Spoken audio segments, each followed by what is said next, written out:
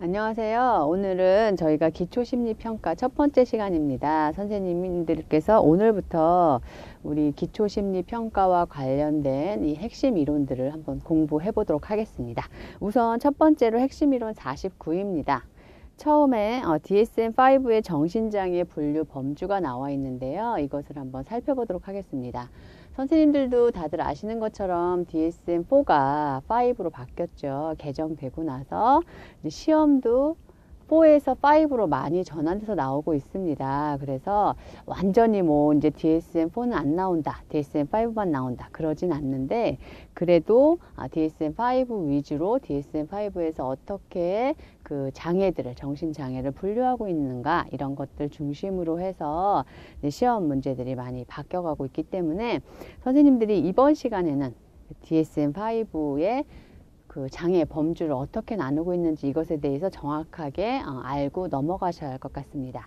한번 보도록 하겠습니다. DSM-5의 정신장애 분류 범주 한번 보면요. 신경발달장애, 정신분열, 스펙트럼, 기타 정신증적 장애, 그 다음에 양극성, 우울, 불안, 이렇게 해서요 또 총 20개로 나눠졌죠. 분류가. DSM-4에서는 17개의 범주로 나눴는데 DSM-5로 넘어오면서 20개의 범주로 나눠졌습니다.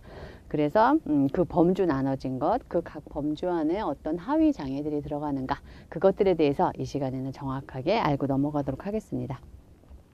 첫 번째로 이제 이것들을 들어가기 전에 한번 잠깐 살펴보고 넘어갈 게 있는데요. 이상심리학을 왜 여기서 보게 되냐면요. 이제 선생님들이 이 실기시험을 보실 때 보면은 어떤 사례가 나와요. 시험 문제 자체에 어떤 사례가 나옵니다. 그 사례가 나오면 그 사례를 읽고 나서 이 사람의 사례가 어느 장애에 속하는가를 보셔야 돼요. 그렇기 때문에 지금 여기 나와 있는 DSM-5의 정신장애 분류에 대해서 아셔야 되는 겁니다. 이 장애 분류 자체를 쓰라고 하는 시험 문제도 간혹 나오긴 하지만 그것보다 더 많이 나오는 유형은 어떤 사례를 제시하고 그 사례가 우울장애다, 아니 그 사례는 자폐 스펙트럼 장애다, 아니면 뭐 그 사례는 정신분열증이다, 이런 것들을 진단을 내리셔야 되는 거예요. 그래서 이 장애에 대해서 정확하게 알고 계셔야 하는 겁니다. 처음에 우선은요, 이상 행동과 정상 행동에 대해서 그러면 어떤 것을 이상으로 받고 어떤 것을 정상으로 받느냐. 여기 장애에 들어간 건 다 이상이에요. 그렇죠? 이상이니까 이 DSM-5의 정신장애 분류에 들어갔겠죠. 그런데 이 이상과 정상을 구분하는 그 기준이 있습니다. 이것에 대해서는 지금 교재에 나와 있지는 않는데요. 선생님들이 아마 이렇게 공부하시면서 많이 들으셨던 거예요. 그런데 이것에 대해서도 한 번 정도는 이렇게 알고 넘어가시면 좋을 것 같아서 정리를 한번 해보도록 하겠습니다. 이상행동과 정상행동을 구분하는 거예요. 이상과 정상. 지금 DSM-5에는 뭐가 들어간 거죠? 이 이상이 들어간 거죠. 이상. 그죠? 이상을 정신장애라고 해서 정신장애를 총 20개 범주로 나눈 거죠. 그럼 이상과 정상의 행동에 대해서, 정상 행동에 대해서 어떤 기준으로 그런 분류를 했느냐. 선생님들 많이 들어보셨을 거예요. 한 뭐 3-4가지 정도만 정리를 해서 혹시라도 이런 게 시험 문제 나오면 그냥 간단하게 쓰실 수 있어야 되거든요. 이런 게 이제 시험 문제 나온 적은 없어요. 이 분류 자체를 필기시험에서는 많이 나왔지만 실기시험에서 이거를 써라 라고 분류 자체가 나온 적은 없지만 나올 수 있는 확률은 높죠. 그래서 한번 정리를 해보도록 하겠습니다. 이상과 정상 행동을 구분하는 기준은 우선 통계적인 기준이 있었죠. 통계적 기준으로 평균으로부터 어느 정도 떨어진 거리에 있는 것을 이상으로 본다라고 했었죠. 그래서 우리가 항상 많이 봤던 이 정상분포 곡선에서 평균, 여기가 평균인데 평균으로부터 이렇게 많이 떨어져 있는, 이게 얼만큼 떨어져 있는 거요? 2표준 편차. 그래서 정의를 어떻게 해요? 여기에 속하고 여기에 속한 게 이상입니다. 그래서 정의를 할 때는 어떻게 하냐면요. 평균으로부터 이 표준편차 떨어진 거리에 있는 사람들을 이상으로 본다라는 게 통계적 기준이었어요. 그렇죠? 이게 통계적 기준. 그 다음에 사회적 기준이라는 게 있습니다. 사회적 기준이라고 하는 것은 사회적 규범을 어기는 행동이에요. 사회적 규범을 어기는 행동. 사회 안에 어떤 규범이 있잖아요. 법도 있고 규칙도 있고 이것을 어기는 행동, 규범을 어기는 행동, 이것이 이상이다 라고 보았죠. 그 다음에는 적응성이에요. 적응성을 기준으로 봤어요. 이 사람이 자기가 처해 있는 환경에서 뭐 직장도 되고요, 가정도 되고요, 학생도 되죠. 자기가 맡은 역할, 그 처해 있는 환경에서 효과적으로 잘 대처하고 있는지, 자신이 처한 환경에 대처하는 능력과 관련된 그것이 적응성 기준. 그래서 대처를 잘 못하고 있다, 적응을 잘 못하고 있다, 그럼 이상이다. 적응을 잘하면 정상인 거죠. 이 기준으로 나눴죠. 또 하나가 예측 불가능성이라는 게 있습니다. 그러니까 어떤 사람의 행동을 예측하기 어려운 거예요. 예측하기 어려운 행동들이 나타나는 것. 그렇게 행동할 경우 그것을 이상으로 본다 라고 해서 이렇게 이상과 정상 행동을 나눴죠. 이거 외에도 주관적인 고통도 있었어요. 주관적인 호소. 이 사람이 내가 너무 힘들다고 많이 호소하는 경우, 그것을 이상과 정상을 구분하는 기준으로 보기도 했죠. 이러한 것들이 이상과 정상을 구분하는 기준이다. 그래서 이것을 기준으로 해서 사실 이런 정신장애가 분류가 된 것이죠. 이것들은 그냥 이렇게 참고로 알아두시면 좋을 것 같습니다. 그 다음에 이제는 우리가 이제 이 장애들을 하나하나 좀 살펴볼게요. DSM-4에서 5로 바뀌었기 때문에 선생님들이 이 장애가요, 지금은 초기이기 때문에요, 뭐 예를 들어서 신경발달 장애에 들어가는 하위 범주 5개를 써라, 이런 시험 문제도 나옵니다. 지금은 이게 과도기 바뀌어진 단계이기 때문에 이런 문제가 나와요. 그렇기 때문에 선생님들이 이런 것들을 외우셔야 돼요. 보면요, 첫 번째 신경발달 장애입니다. 신경발달 장애라고 하는 것은 중추신경의 발달 지연, 뇌죠. 뇌가 문제가 있는 거예요. 뇌의 발달 지연 또는 손상과 관련된 장애를 말합니다. 뇌의 손상과 관련된 거. 그러니까 뭐가 들어가요? 지적장애, 의사소통장애, 자폐 스펙트럼, 주의력 결핍 및 과잉행동장애, 특정 학습장애, 운동장애, 운동장애는 틱장애 들어가죠.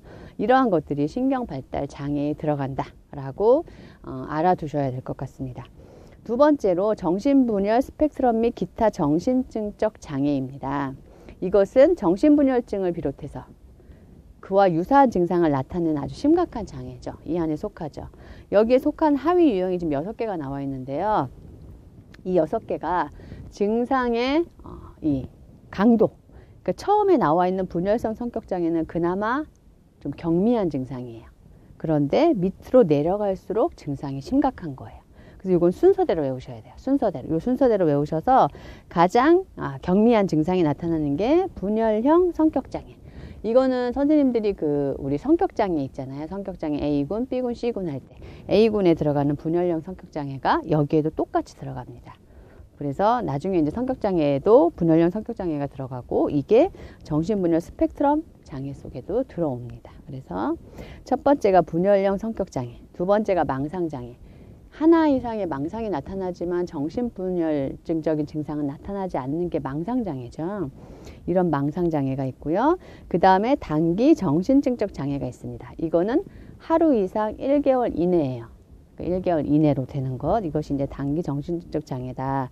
그 다음에 정신분열형 장애. 정신분열형 장애는 1개월에서 6개월 사이예요. 1개월에서 6개월. 그 다음에 정신분열증은 6개월 이상이 된 거죠. 그래서 우리가 많이 알고 있는 정신분열증. 최근에는 이것이 이제 조현병이라고 이름이 바뀌어 있죠. 그래서 조현병이라고 불리는데 그것이 이 6개월 이상 됐을 때 나타나는 게 정신분열증이 됩니다. 그 다음에 마지막으로 분열정동장애라고 하는 것은 정신분열증과 기분사파, 조증이나 우울장애 이런 것들이 같이 들어간 것이 분열정동장애입니다. 그래서 선생님들이 이렇게 제가 아까 말씀드렸듯이 이 순서대로 외우셔야 된다 그랬죠. 이 순서대로 쓰라고 나올 수도 있어요. 이거를 그냥 정신분열 스펙트럼 장애에 들어가는 장애를 써라가 아니라 그것이 경미한 순서부터 심한 순서까지 순서대로 한번 써봐라 라고 하면 이 순서대로 쓰셔야 되는 거니까 이 순서대로 외워두시면 좋을 것 같습니다. 그러니까 치료도 앞에 있는 건 치료가 망상장애나 단기 정신증적 장애는 좀 치료가 잘 돼요. 물론 1번에 있는 분열형 성격장애는 치료가 생각보다 어렵죠. 이게 굳어진 거니까 성격으로. 그런데 밑에 있는 뭐 정신분열증이나 분열정동 장애에 비해서는 망상장애나 단기 정신적 장애가 조금 더 이제 회복이 빨리 잘 되는 거죠. 치료 예후가 좋은 거죠. 이것이 이제 정신분열 스펙트럼 및 정신증적 장애에 속합니다. 그 다음에 양극성 장애, 그 다음에 우울장애가 있어요. 이거는 이제 DSM-4에서 5로 오면서 바뀌었죠. 양극성 장애와 우울 장애가 DSM-4에서는 기분 장애에 같이 들어가 있었는데 두 개가 독립이 됐습니다. 그래서 양극성 및 관련 장애. 그래서 제1 양극성 장애, 조증사파가 많이 나오는 거. 제2 양극성 장애는 경미한 조증이 나타나는 거고요. 순환성은 경미한 조증과 우울증이 같이 나타나는 거죠. 그래서 경미한 우울과 조증이 번갈아 가면서 나타나서 2년 이상 나타나는 거. 이것이 이제 순환성 장애에 속한다라고 보시면 되겠습니다. 그래서 요 세 가지가 들어가고요. 그 다음에 우울 장애는 네 가지입니다. 주요 우울 장애, 지속성 우울 장애, 월경전 불쾌감 장애, 파괴적 기분 조절 곤란 장애. 이것이 들어가죠. 그래서 여기에서 지금 새로 추가된 것이 월경전 불쾌감 장애, 그리고 파괴적 기분 조절 곤란 장애가 여기에 들어갔습니다. 주요 우울 장애는 주요 우울 사파가 나타나는 거고요. 지속성 우울 장애는 그것보다는 경미한 것이 시간이 오래 2년 지속된 거죠. 이것이 나타난다. 그리고 월경전 불쾌감 장애가 정식 장애명을 달고 여기 우울 장애 하위 유형에 들어갔다라고 알아두시면 되겠습니다. 그 다음에 이제 불안장애입니다. 불안장애는 분리불안장애, 선택적 무언증, 특정공포증, 사회 불안, 공황, 광장공포증, 범불안장애 이런 것들이 있죠. 그래서 불안장애에 뭐 분리불안장애, 선택적 무언증은 이렇게 말을 할 수 있음에도 불구하고 아동이 말을 할 수 있음에도 불구하고 어느 상황에 들어가서는 말을 하지 않는 그것이 이제 선택적 무언증이죠. 그러니까 말을 할 수 있는 아동이에요. 그런데 어느 장소에서만 말을 하지 않는 것 이것이 이제 선택적 무언증, 특정 공포증 그리고 사회 불안장애. 사회 불안장애는 사회 공포증이라고 해서 사회적 상황에 나갔을 때 두려워하기 때문에 그 상황에서 뭐 무대 공포나 발표 공포나 이런 거죠. 이런 것들을 느끼는 것 이런 것들이 이제 사회 공포증 그리고 공황장애, 광장 공포증, 범불안장애 이런 것들이 있다라고 알아두시면 되겠습니다. 그 다음에 강박 및 관련 장애입니다. 강박 및 관련 장애는 강박장애, 신체 변형장애, 저장장애, 발모증, 피부 벗기기 장애 5가지가 들어가요. 이것도 외워두시고요. 그래서 강박장애는 강박 사고와 강박 행동이 같이 나타나는 거고 신체 변형장애는 자기 몸이 이상하다. 내 몸이 기형이다. 이렇게 봤을 때는 정상인데 아무리 봐도 정상인데 본인은 본인을 거울로 봤을 때 본인의 코가 막 이상하게 보이는 거예요. 뭐 괜찮은데 신체 변형 장애가 이제 그런 거다. 그래서 이것은 그 청소년 또는 20대 초반 또 뭐 여성에게 많이 나타나겠죠. 많이 나타나는 게 신체 변형 장애다. 그리고 저장 장애가 들어갔습니다. 저장 장애라고 하는 것은 이제 우리가 이제 많이 요즘에는 많이 드러나고 있죠. 저장 장애를 갖고 계신 분들이 많이 드러나고 있어서 강박적으로 물건을 버리지 못하고 막 저장하는 게 있고요. 또 강박적으로 별로 쓸모없는 물건을 막 수집하는 것도 있어요. 그래서 저장장애 또는 수집광이라고 여기 명칭이 들어가 있습니다. 그리고 발모증 또는 모발 뽑기 장애라고 해서 자꾸 이제 모발을 뽑는 거죠. 털을 다 뽑는 거예요. 내 몸에 있는 털들을 계속 뽑는 거. 그래서 그 뽑기 전에 긴장감을 느끼고 뽑고 나면은 상당한 쾌감을 느끼고 그래서 그런 것들을 통해서 이 강박 및 관련 장애에 속하게 됐습니다. 왜 이런 게 이제 강박 및 관련 장애에 왜 발모증 또 피부 벗기기도 마찬가지예요. 피부를 자꾸 벗기는 거거든요. 이런 것들이 이제 왜 강박 및 관련 장애에 들어갔을까라는 것을 살펴보면요. 강박 및 관련 장애는 어떤 행동을 하기 전에 상당한 긴장감과 불안감이 느껴져요. 긴장과 불안을 느끼고 그러니까 그 불안을 해소하기 위해서 어떤 강박적인 행동을 해야 되는 거예요. 그래서 강박적인 행동을 하고 나면 그 불안에서 벗어나는 쾌감을 느끼는 거거든요. 그래서 강박장애 자체도 내가 어떠한 뭐 선을 밟을까봐 또는 내가 강박장애라는 게 뭐 예를 들어서 위생, 뭐 균에 오염될 거다 이런 것들에 대한 강박장애를 갖고 계신 분들은 어디에다 손을 딱 대면 물건에다 손을 대면 내 손이 세균에 감염됐을 거다라고 생각해서 손을 강박적으로 씻어야 되잖아요. 이 불안에서 벗어나기 위해서 강박적으로 씻잖아요. 씻고 나면 그 불안이 좀 해소가 된 거죠. 그러니까 그 행동을 계속하는 거예요. 반복적으로. 이렇게 이제 계속하게 되는 것과 마찬가지로 발모증이나 피부 벗기기도 내가 이 피부를 뜯지 않으면 뭔가 계속적으로 불안한 거죠. 뭔가 긴장되고 불안하고, 뜯고 나면 내 몸이 다 상해요. 정말 피부가 다 상하거든요. 피부 벗기기 장애 그 사람들을 보면 다 상하는데, 그 상함에도 불구하고 뜯고 났을 때 나의 그 불안이 해소되니까, 그러면서 어떤 긴장감이 해소되니까 그 행동을 계속 하는 겁니다. 그래서 그런 면에 있어서 발모증이나 피부 벗기기 장애 같은 것들이 강박 및 관련 장애에 속하는 거죠. 저장 장애도 마찬가지로 내가 어떤 물건을 잡고 있지 않으면, 뭐 이렇게 가지고 있지 않으면 그로 인해서 오는 어떠한 그걸 챙김으로 인해서 어떤 내가 불안이 해소되기 때문에 어떤 물건을 계속 수집하게 되는 거죠. 그런 행동이 다 이제 강박 및 관련 장애에 들어간다라는 걸 알아두시면 되겠습니다. 그 다음에 외상 및 스트레스 사건 관련 장애를 한번 보도록 하겠습니다. 외상 및 스트레스 관련 장애, 여기서 알아두셔야 되는 건 이따가도 한 번 더 정리를 하겠지만요. 사실 강박 및 관련 장애랑 외상 및 스트레스 사건 관련 장애는 DSM-4에서는 불안장애에 속했었죠. 불안장애에 속했었는데 불안장애에서 독립이 됐어요. 그래서 강박 및 관련 장애와 외상 및 스트레스 사건 관련 장애는 독립돼서 하나의 독립된 어떤 장애로 분류가 되었습니다.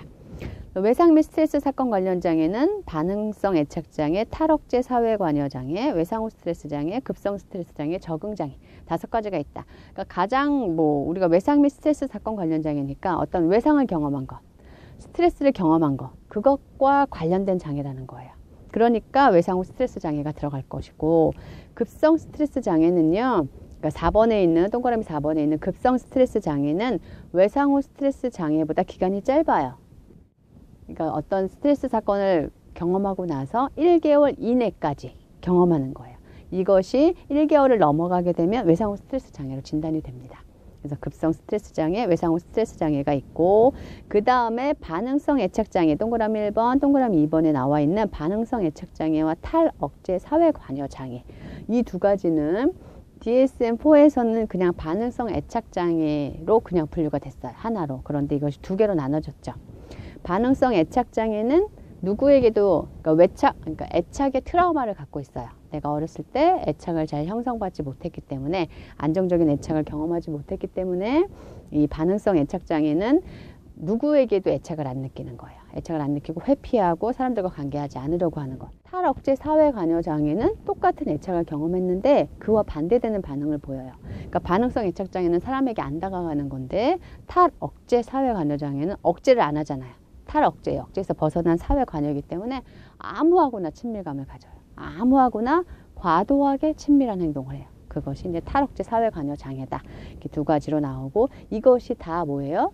애착 외상에서 나오는 거기 때문에 외상 및 스트레스 사건 관련 장애에 이 장애가 들어가는 겁니다.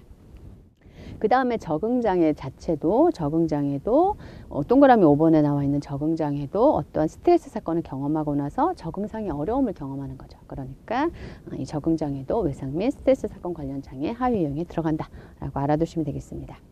그 다음에 해리성 장애 또는 해리 장애가 있습니다.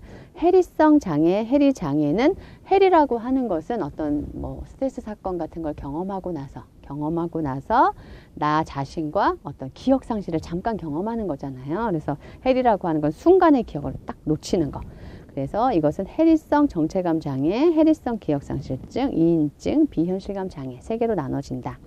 이것도 DSM-4에서는요, 해리성 둔주라는 게 하나가 더 있었죠. 해리성 둔주라는 게 있어서 DSM-4에서는 해리성 장애가 요 4가지로, 해리성 정체감, 해리성 기억상실증, 이인증, 해리성 둔주, 이 4가지로 나눠졌었는데, DSM-5로 오면서는 해리성 둔주가 2번인, 동그라미 2번에 있는 해리성 기억상실증 안에 들어갔어요. 그래서 해리성 기억상실증 안에 해리성 둔주가 나타나는 해리성 기억상실증, 해리성 둔주가 나타나지 않는 해리성 기억상실증, 이렇게 안으로 들어가서 이렇게 3개로 나눠졌습니다.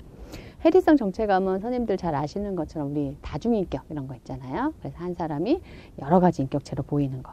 해리성 기억상실증은 어떤 뇌 손상이 없는데도 불구하고 어떤 뇌의 기능적인 어떤 문제, 심리적인 문제로 인해서 기억상실증을 경험하는 것, 이런 것들이 이제 해리성 기억상실증이다 라고 보시면 되겠습니다. 그 다음에 신체 증상 및 관련 장애가 있습니다. 이것은 신체 증상 장애, 질병 불안 장애, 전환 장애, 허위성 장애 네 가지로 나눠지고요. 신체 증상 장애는 신체적인 호소, 내가 어디가 아프다라고 신체적인 한 가지 이상의 신체적인 호소를 나타내는 장애. 그래서 DSM 4와 비교를 해보면 신체화 장애랑 약간 유사한 거죠. 그 다음에 동그라미 2번에 질병불안장애는요. 질병불안장애는 그 DSM-4에서 건강염려증이라고 하는 게 있었죠. 그래서 자신이 어떠한 병에 걸렸을 거다. 아주 내가 큰 병에 걸렸을 거다. 라고 상당히 염려에 빠져 있는 그런 것. 그래서 지금 여기에서는 DSM-4에서는 그 건강염려증이라고 불렸는데 DSM-5에서는 질병불안장애로 불리죠. 물론 여기서도 이제 건강염려증이라고 불리기도 하는데 정식 명칭을 질병불안장애로 칭했습니다. 그 다음 세 번째 전환장애가 있습니다. 전환장애라고 하는 것은 심리적인 어떤 어려움을 신체적 증상으로 나타내는 장애죠. 그래서 이렇게 전환장애. 그리고 네 번째로 허위성 장애가 있죠. 허위성 장애라고 하는 것은요. 환자 역할하기를 원하는 거예요. 그래서 자기가 어디가 계속 아프다라고 하는 거예요. 그래서 환자 역할을 하고 싶어하는 장애가 허위성 장애다라고 보시면 되겠습니다. 그 다음에 급식 및 섭식 장애가 있습니다. 이식증, 반추장애, 회피적 제한적 음식 섭취 장애, 신경성 식욕부진증, 신경성 폭식증, 그 다음에 폭식 장애가 있죠.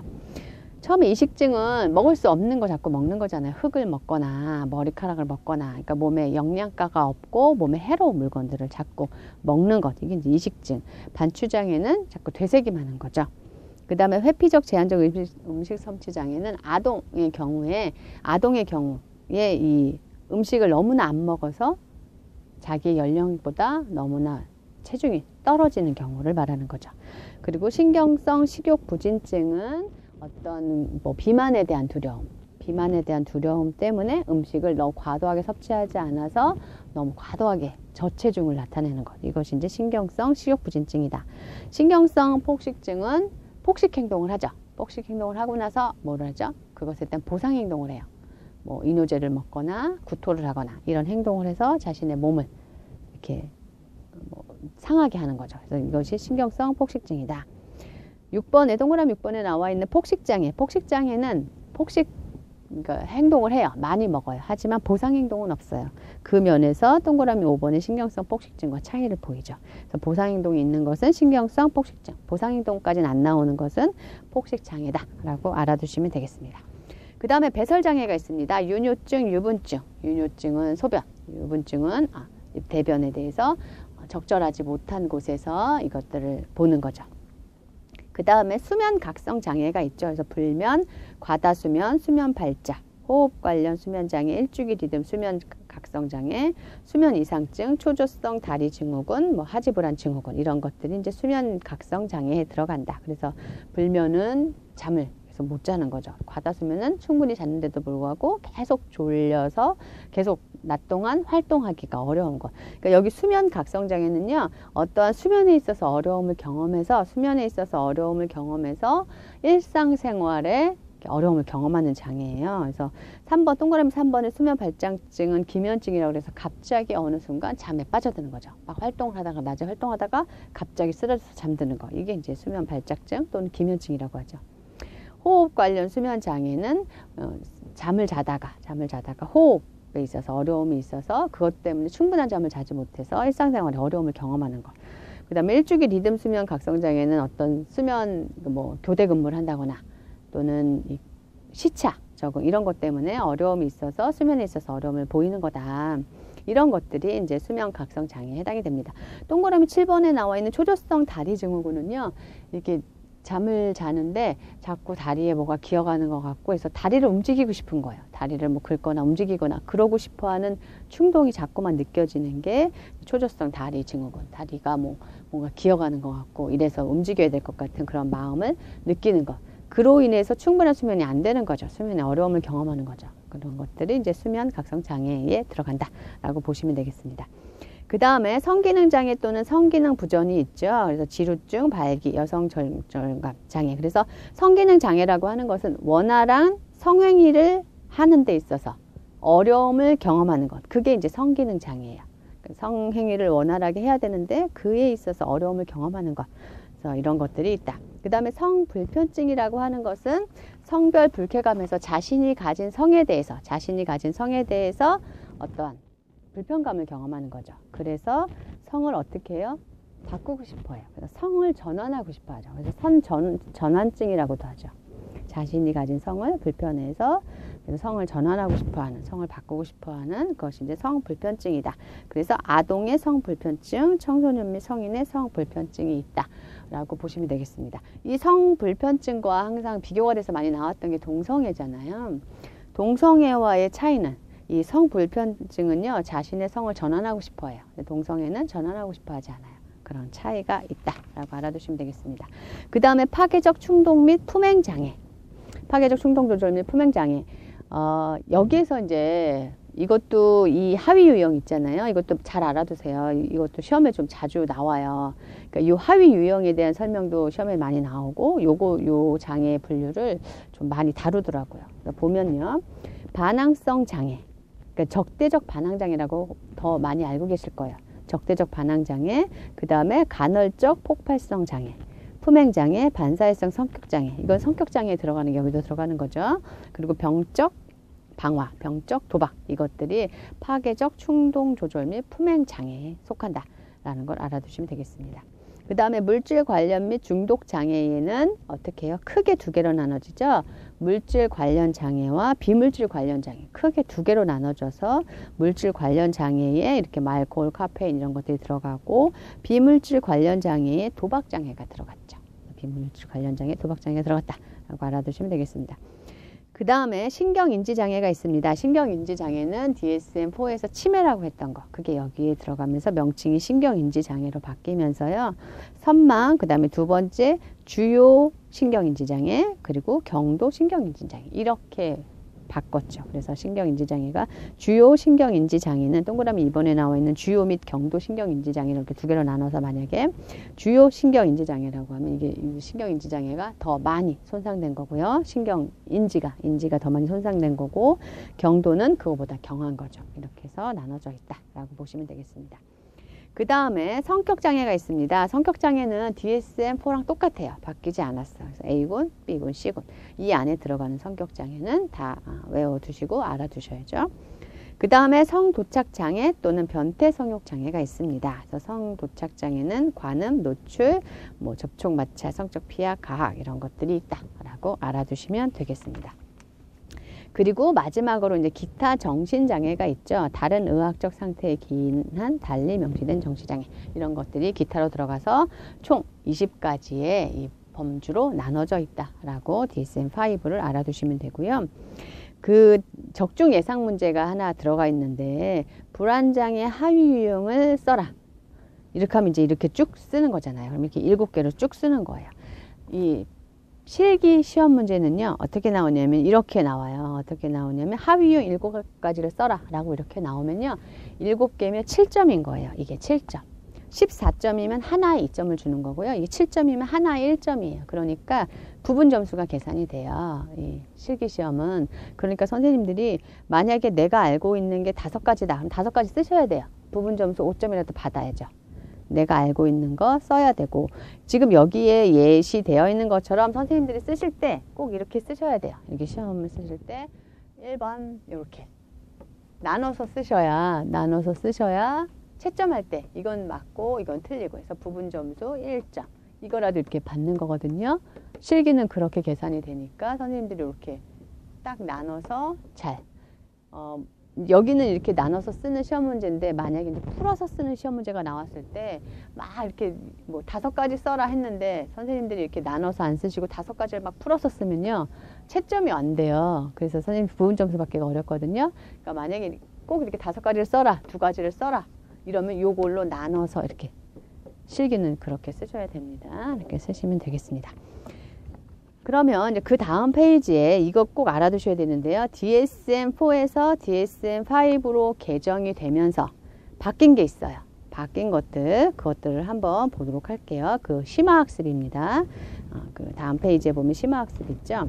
보면요. 처음에 DSM-4 및 DSM-5에 의한 정신장애의 주요 범주 비교를 한번 보면요. DSM-4의 범주 이게 17개가 쭉 나와 있는 거예요. 17개가 쭉 나와 있어요. 쭉 나와 있고 그 다음에 동그라미 2번에 보면 DSM-5에 포함된 정신장애 주요 범주해 가지고 신경발달 장애부터 시작해서 정신분열, 스펙트럼, 기타 정신지적 장애 그래서 쭉 나와 있죠. 이게 총 몇 개요? 총 20개. 그래서 총 20개 기타 정신장애까지 해서 20개가 나와 있다라는 걸 이제 앞에서도 살펴봤고 여기에 다 적어 있습니다. 그 다음에 알아두셔야 되는 게 DSM-5의 일반적인 개정사항 이거 알아두셔야 되죠. 무엇이 바뀌었느냐.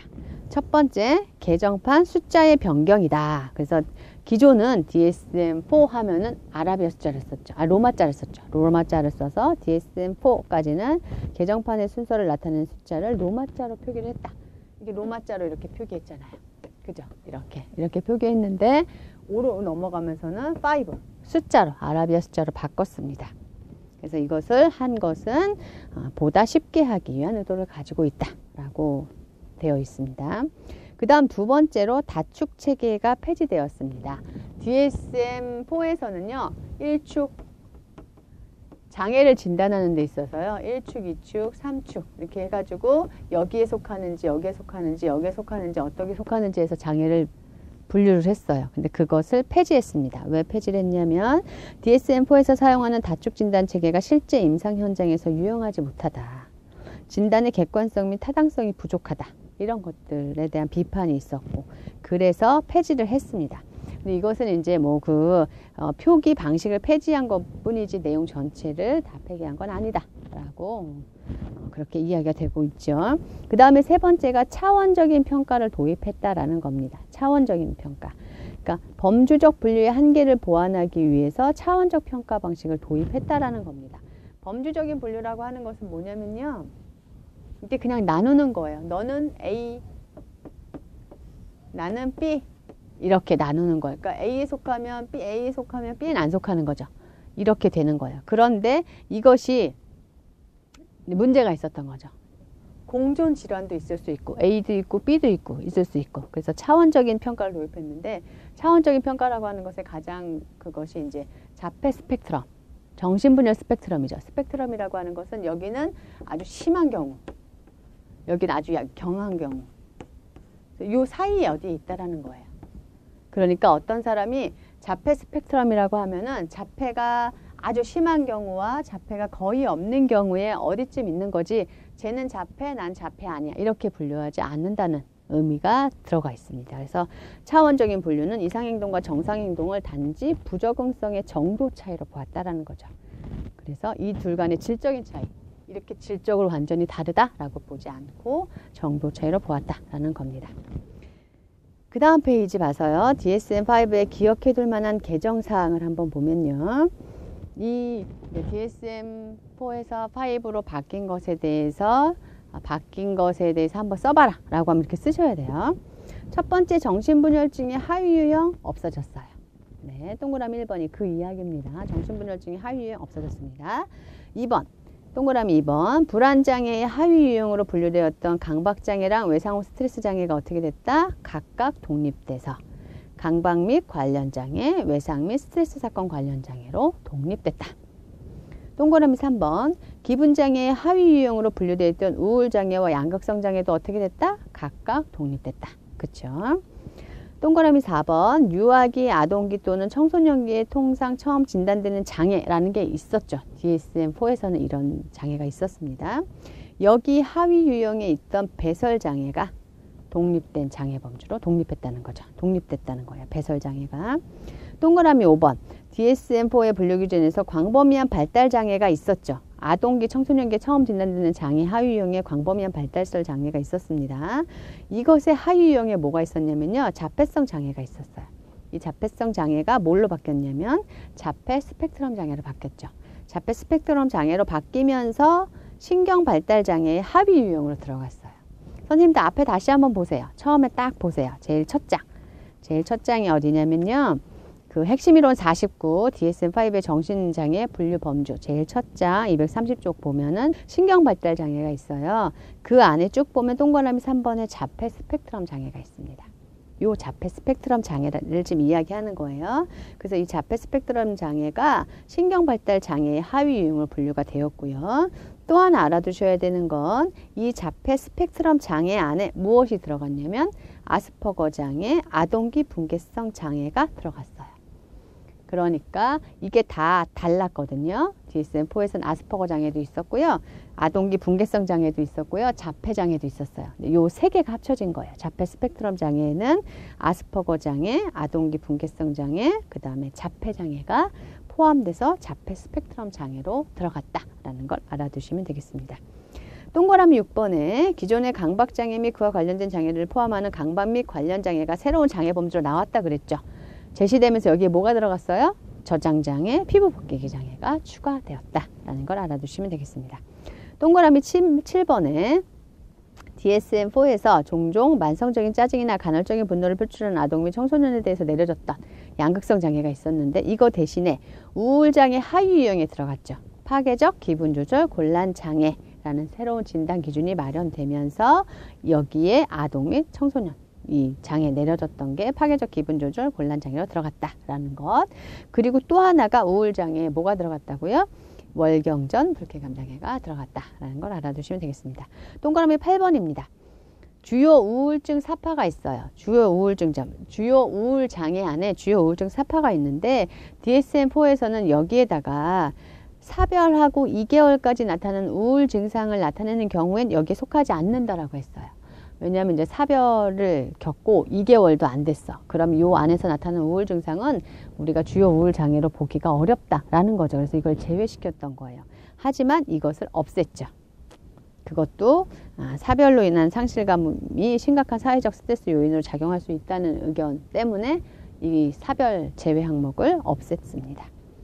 동그라미 9번에 유아기에 처음 진단되는 장애였어요. 주의력 결핍 및 과잉행동 장애가. 그런데 이것이 DSM-5에서는 신경발달장애 하위유형으로 들어왔습니다.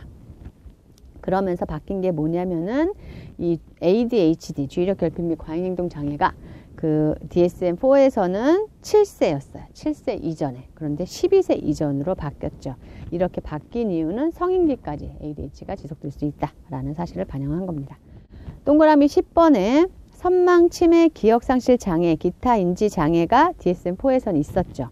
근데 이것이 어떻게 바뀌었냐면 그 치매라고 기억상실 및 기타 인지 장애 이것이 하위유형으로 분류됐는데 치매가 바뀌어서 신경인지 장애로 바뀌었고 그래서 신경인지 장애를 심하면 주요 신경인지 장애, 좀 경하면 경도 신경인지 장애로 이렇게 분류가 된 거죠. 치매라는 단어가 없어졌습니다. 신경인지 장애로 바뀌었습니다.